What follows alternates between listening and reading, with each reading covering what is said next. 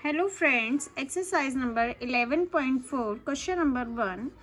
Find the volume of a sphere whose radius is. हमें एक part जो question number 1 है उसके दो पार्ट दिए हुए हैं, हमें अलग अलग जो स्फेयर हैं उनके हमें वॉल्यूम फाइंड करना है। तो फर्स्ट पार्ट है इसकी 7 सेंटीमीटर क्या है, रेडियस है, इसका हमें फाइंड करना है वॉल्यूम। ओके, तो क्वेश्चन नंबर 1 है। तो सबसे पहले हमें एक फिगर बनानी होती है क्वेश्चन के अकॉर्डिंग, जो क्वेश्चन में दिया हुआ है उसके अकॉर्डिंग हमें क्या करना होता है, फिगर बनानी होती है जिसकी रेडियस हमें कितनी दी हुई है, 7 सेंटीमीटर। फिर उसके बाद हमें मेन पॉइंट इसका है, पहले फिगर बनानी है एंड दूसरा पॉइंट है इसका हमें फॉर्मूला लिखना है। वॉल्यूम ऑफ स्फेयर होता है 4/3 पाई आर की क्यूब। ठीक है, तो 4/3 पाई की वैल्यू लिखनी है हमें 22/7 एंड आर की क्यूब यानी कि हमें आर कितनी बार लिखना है, 3 बार लिखना है।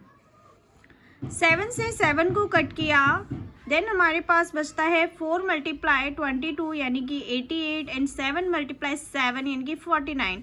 नीचे हमारे पास बचता है 3। जब हम 88 × 49 करेंगे तो हमारे पास आएगा 4312 एंड नीचे आएगा 3। जब हम इसे डिवाइड करेंगे 3 × 1 = 3, इस तरीके से पूरा डिवाइड करेंगे, जब 3 नीचे उतारेंगे 3 × 4 = 12, पूरा जब डिवाइड होगा तो हमारे पास ये आएगा। एंड हमने इसको आगे पॉइंट में डिवाइड नहीं करा है क्योंकि हमारा जो आंसर है वो मिक्स्ड फ्रैक्शन में दिया हुआ है, तो हमने इसको क्या किया है, मिक्स्ड फ्रैक्शन में लिखा है। जो आंसर है वो आपको इधर लिखना है एंड जो रिमाइंडर है वो ऊपर लिखना है एंड जो हम जिससे हमने डिवाइड किया है, डिविडेंट है वो 3, जो उसको नीचे लिखना है। ठीक है, बहुत इजी होता है ये। तो ये क्वेश्चन नंबर 1 का 1 आपका कंप्लीट होता है। देन आते हैं हम क्वेश्चन नंबर 2 पर। क्वेश्चन नंबर 2 की रेडियस थी 0.63 मीटर। ठीक है, अगेन हमें फॉर्मूला लिखना होगा। वॉल्यूम ऑफ स्फेयर क्या होता है, 4/3 पाई आर की क्यूब। ठीक है, 4/3 पाई की वैल्यू है 22/7 एंड जो हमारा रेडियस है वो क्या है, 0.63। हमने क्या किया था, थोड़ी सी कैलकुलेशन, पॉइंट्स की कैलकुलेशन थोड़ी सी डिफ़िकल्ट हो जाती है क्योंकि हमारा जो पॉइंट जो होता है उसको थोड़ा सा बाद में लगाने में डिफ़िकल्टी होती है। तो हमने क्या किया, पॉइंट हटाया एंड पॉइंट के पीछे कितने डिजिट है उतने ज़ीरो लगाए। 2 डिजिट है तो 100 लिखा, 2 डिजिट है तो 100। ठीक है, यहाँ भी 100। अगर 1 डिजिट होती तो हम क्या लिखते हैं, 10। देन हमने देखा क्या क्या इससे कट रहा है, तो 7 × 9 = 63 कट गया। देन हमने 3 से 9 को काटा तो हमारा 3 बचता है। ठीक है, हमने यहाँ पर 100 को कट नहीं किया, यहाँ पर 4 से हो रहा है, 22 से भी हो रहा है, हमने नहीं किया।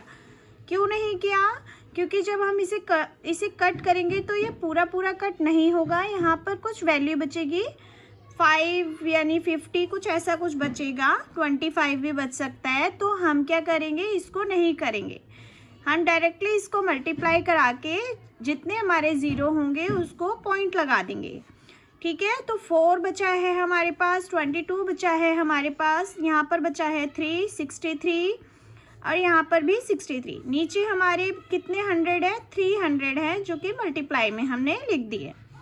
ठीक है, जब हमने इन तीनों को मल्टीप्लाई किया, थोड़ी सी लॉन्ग कैलकुलेशन होगी, इन तीनों को मल्टीप्लाई करेंगे तो हमारे पास इतनी बड़ी डिजिट आएगी 1047816।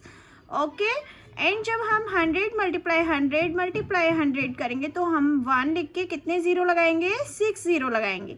इसको मल्टीप्लाई करने की कोई ज़रूरत नहीं है, 1 लगा के टोटल जितने भी ज़ीरो हैं उतने ज़ीरो लगा देंगे। ठीक है, अब जब ये हम नीचे इसको रिमूव करके हम आंसर में क्या लिख देंगे, पॉइंट लिख देंगे।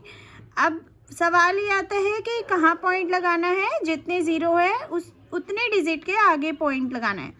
1 2 3 4 5 6। ठीक है, तो 6 डिजिट के आगे पॉइंट लगेगी।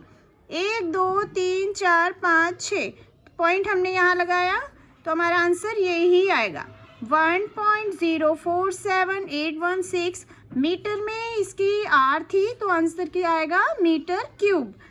ओके, तो क्वेश्चन नंबर होता है 1 आपका कंप्लीट। देन आते हैं क्वेश्चन नंबर 2 पर।